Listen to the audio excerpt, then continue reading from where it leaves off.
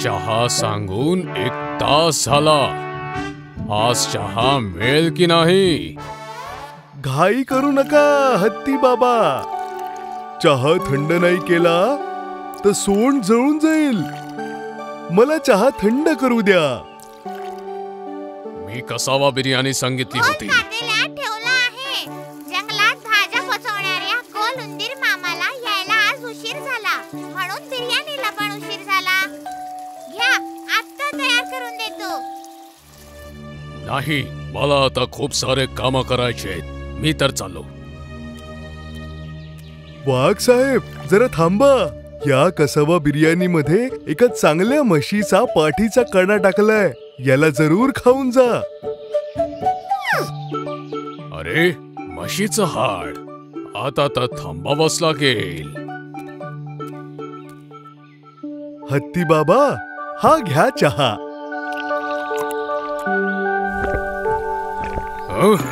किती गोड चहा आहे. मी मुद्दाम हत्ती बाबाच्या चहामध्ये जास्त साखर टाकली. छान वाटतंय ना? तुला काय माहिती नाही की मी साखर नाही खाऊ शकत? मी बिना साखरेचा चहा तुला सांगितला होता की नाही? हत्ती बाबांनी फक्त चहा सांगितला होता, बिना साखरेचा चहा तर सांगितला नाही ना. हे तर मी ऐकलंच नाही. तुझ्या कानात काहीतरी गडबड आहे का?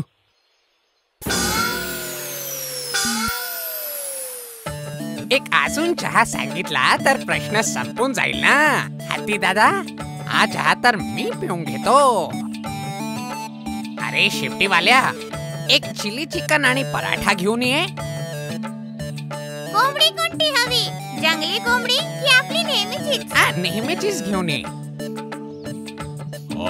चिकनच्या सुवासाने माझ्या तोंडात पाणी सुटतंय. भालूजी, कसावा बिर्याणी राहू द्या. पराठा आणि जंगली कोंबडी घेऊन या. अच्छा, ठीक आहे. हत्ती बाबांसाठी शहामृगाच्या अंड्याचं एक ऑमलेट बनवून देऊ का? काहीच नकोय मला.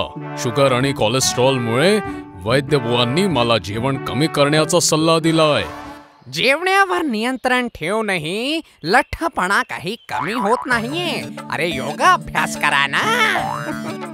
ते सगळं खूप कठीण आहे आणि ते मला जमणार नाही. हे घ्या, पराठा आणि चिकन. घ्या, हत्ती बाबांसाठी बिना साखरेचा चहा. ए शेपटीवाल्या, पाऊस येण्याची शक्यता आहे. आज दुकान लवकर बंद करावं लागेल. ए शेपटीवाल्या, उरलेली कसावा बिर्याणी कचऱ्याच्या डब्यात फेकून दे. हे काय उस्तादजी, एवढी सारी बिर्याणी का बरं फेकू?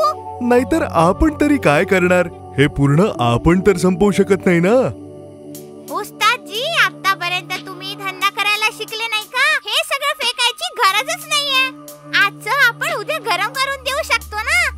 आजचं नुकसान उद्याचा लाभ आहे ना. तरी पण असं करूयात का? अहो उस्तादजी, आयुष्यभर हा ढाबा चालवून तुम्ही जगू शकता का? एक 5 स्टार हॉटेल पण तुम्हाला पाहिजे ना. असं काम न करण्याचा काही फायदा आहे का? आहे ना. जर मन लावून काम केलं आणि पैसे कमवले तर या ढाब्याच्या ठिकाणी तुम्ही 5 स्टार हॉटेल पण उभारू शकता ना. 5 स्टार हॉटेल? अरे, मी तर कल्पनाही नाही करू शकत. विचार करा उस्तादजी, विचार करा.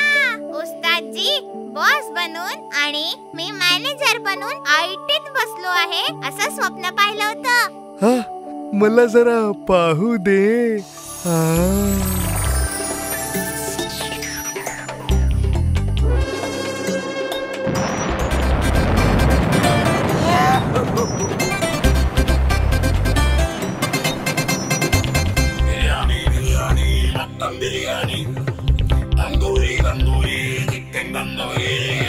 Biryani biryani, mutton biryani, tandoori tandoori, chicken tandoori. Biryani biryani, mutton biryani, tandoori tandoori, chicken tandoori. Noodles and fried rice आहे, फिश आणि एग रोस्ट आहे. फुल ओव्हर कटिंग आणि कुकिंग करूया. Biryani biryani, mutton biryani, tandoori tandoori, chicken tandoori.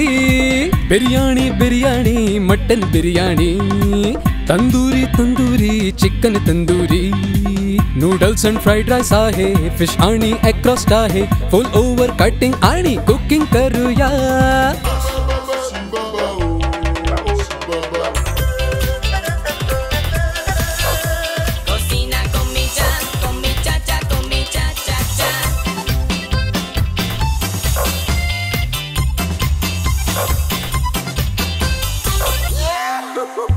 Hotel आहे पंचतारांकित, खातात सर्व इथे, आहे इथे चायनीज आणि आहे देशी जेवण. हॉटेल आहे पंचतारांकित, खातात सर्व इथे, आहे इथे चायनीज आणि आहे देशी जेवण. थोडी किंमत आहे जास्त पण आहे एक गोष्ट, सगळ्यांना वाढतात जेवण उत्तमात उत्तम.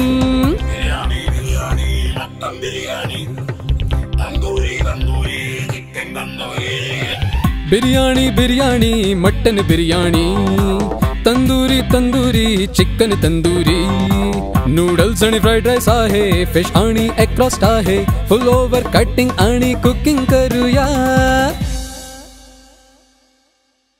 उस्तादजी स्वप्न पाहत असेच बसाल का?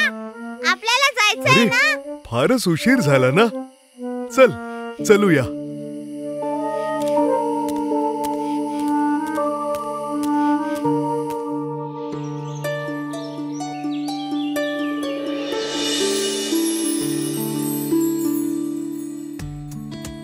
उस्तादजी, माझं ऐकून जेव्हापासून तुम्ही ढाब्यात बदल घडवून आणले आहे तेव्हापासून आपली फक्त प्रगतीच झाली आहे ना. खरंच मी खूप भाग्यवान आहे की तू मला भेटलास.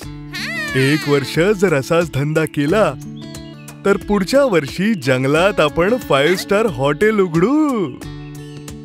आपण बनवलेल्या अन्नाची गुणवत्ताच नाही तर त्यासोबत आपल्या हॉटेलची सुंदरता आणि वेशभूषा पाहून लोक आकर्षित होतील. ते तर मला माहिती आहे. 4 दिवस जुनं चिकन, मटण आणि कसावा बिर्याणी जे आपण इथे गरम करून देतोय. खाणारे तर पूर्ण संतुष्ट आहेत. सगळ्यांचं असं मत आहे की आपलं अन्न खूप चविष्ट आहे. कुठून तरी पैसा कमवायचा असेल तर धंदा करणं गरजेचं आहे. बघ तर कोणीतरी येतंय. इथे काय मिळेल? ए शेपटीवाल्या, जंगलाच्या शाळेसाठी 25 शॉर्मा हत्ती साहेबांनी ऑर्डर केले होते. ते जाऊन लवकर पोहोचवून दे. ऐकलंस का? आता पोहोचवून देतो. अरे इथे काही मिळेलही. चटपटे पक्षी, घुबडाचे वडे, रश्श्यातला वाघ, तळलेला कोल्हा, रान कोंबडी, रान डुक्कर, जंगलातला घुबड आणि असं बरंच इथे काही. शॉर्मा मिळेल आहे ना. उस्तादजी, हा शॉर्मा मी शाळेत पोहोचवून येतो बरं का. ए शेपटीवाल्या, पैसे नक्की घेशील, ठीक आहे? हा, तुम्ही काय म्हणताय? जे बोललो होतो ते ऐकलं नाही. आम्हाला 2 शॉर्मा पाहिजे. बघावं लागेल. कदाचित द्यायला 2 उरले असतील.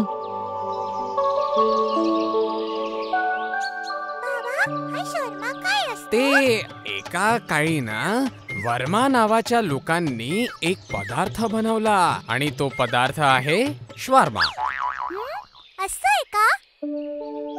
हे घ्या शॉर्मा. आता अजून नसतील उरले.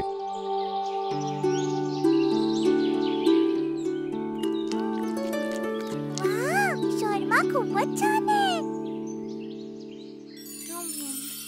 बालूजी, काल मी खाल्लेलं मार्तंड वर्मा मला अजून एक पाहिजे. मार्तंड वर्मा नाही साहेब, शॉर्मा. हा, कुठलाही वर्मा असू द्या, एक तर आणून द्या. वाघ साहेब, शॉर्माच आता कठीण आहे. शॉर्मा सगळे संपलेत. काय? सगळं संपून गेलं? धंदा आणि दुकान सुधारल्यावर आम्हाला विसरून गेले का? वाघ साहेब, अर्थ नसताना भांडू नका ना.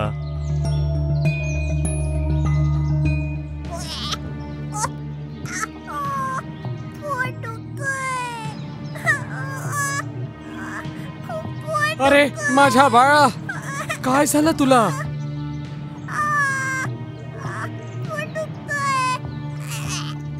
अरे मुलाला उलटी होते. लवकरच वैद्यबुवांकडे घेऊन जायला हवं. अरे माझ्या मुला, काय झालं तुला? अरे बेटा.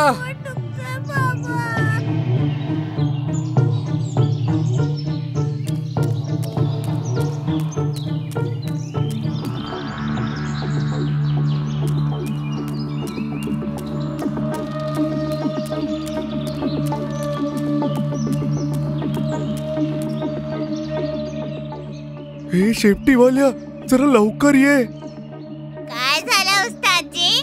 सगळी गडबड झाली आहे. इथला शॉर्मा खाल्ल्यानंतर त्या माकडाच्या मुलाला उलटी होऊन गेली.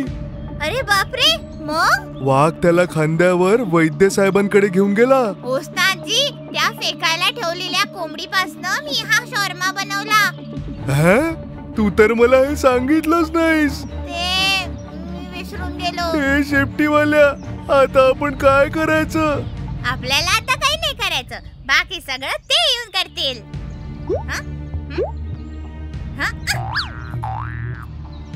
सगळं उद्ध्वस्त करून हा तर निघून गेला.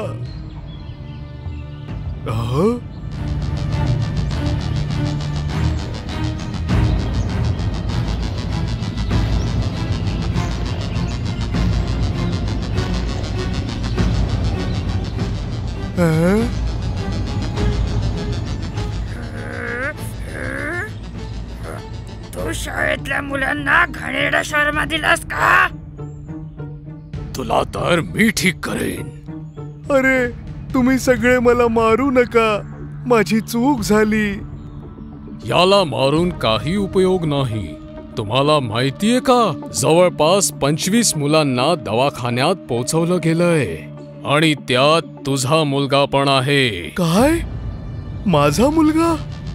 हो, तुझ्याच ढाब्यातून पाठवलेलं विषारी शॉर्मा तुझ्या भालू मुलांनी पण खाल्लं. माझा लाडाचा मुलगा भालू बेटा.